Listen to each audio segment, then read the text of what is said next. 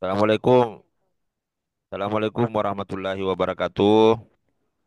Bapak Ibu dosen yang kami hormati, dari mahasiswa yang kami banggakan, mewakili tim dosen menyampaikan petunjuk teknis terkait dengan sub TPMK 5, Pendidikan Kewarganegaraan. Ini akan dilaksanakan 2 pekan, pekan 7 dan pekan ke-8 ya. Jadi tidak ada lagi istilah ujian tengah semester pekan ke-8. Jadi ada kuliah interaktif di pekan ke-7, lalu kemudian ada diskusi kelompok di pekan ke-8. Ada sedikit kesalahan sih, nanti diperbaiki. Nah, ini untuk pekan 7-8. Ini nanti silakan dilihat. Di sini ada file untuk pekan ke-7. Bisa di-download, lalu kemudian disimak baik-baik ya. Ini materi kita atau sub CPMK kita ini adalah terkait dengan negara hukum ya. Bagaimana penegakan hukum yang berkeadilan. Nah, ini pekan ke-7 untuk KM dan KPT-nya.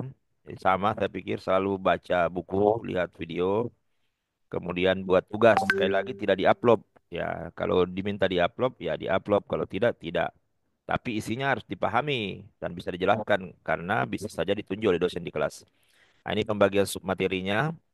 Ada submateri untuk anggota kelompok satu, apa yang dimaksud dengan hukum itu, apakah yang dimaksud dengan kekuasaan kehakiman, ya.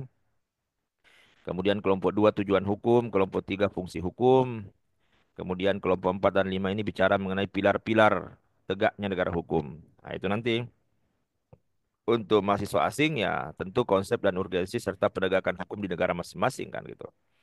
Nah, kemudian di pekan ke-7 ada KBT, itu kuliah interaktif. Nah, sekali lagi 3 babak, 30 menit, 30 menit, 30 menit. Nah, 30 menit pertama dosen menjelaskan ya, dosen menjelaskan secara umum, tidak perlu menjelaskan seperti kita menghadapi mahasiswa Fakultas Hukum, tapi ini adalah mata kuliah umum.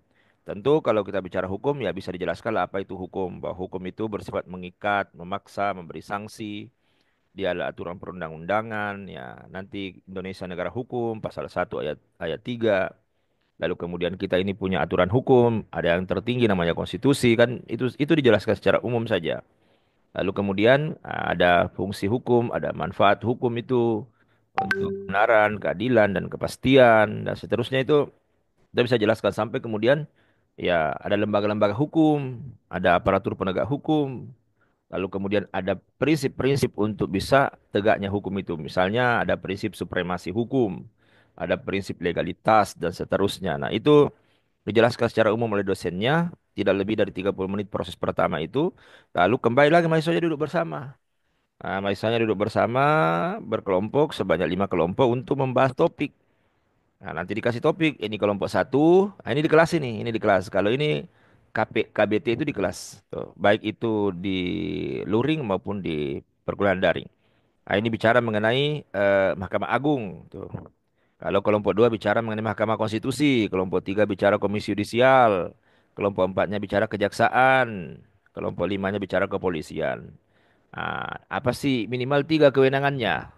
Lalu kemudian satu hal yang dianalisis tuh, pelaksanaan kewenangan yang bermasalah atau yang menjadi kontroversi dalam masyarakat kita. Nah, itu silakan. Sudah itu ya dipaparkan. Nah, jadi memang harus jelimet dengan alur dan durasi waktu diperhatikan. Tuh, kira-kira itu untuk pekan ke-7 ya. Ya, pekan ke-7 kuliah interaktifnya. Karena nanti pekan ke-8 akan ada diskusi kelompok.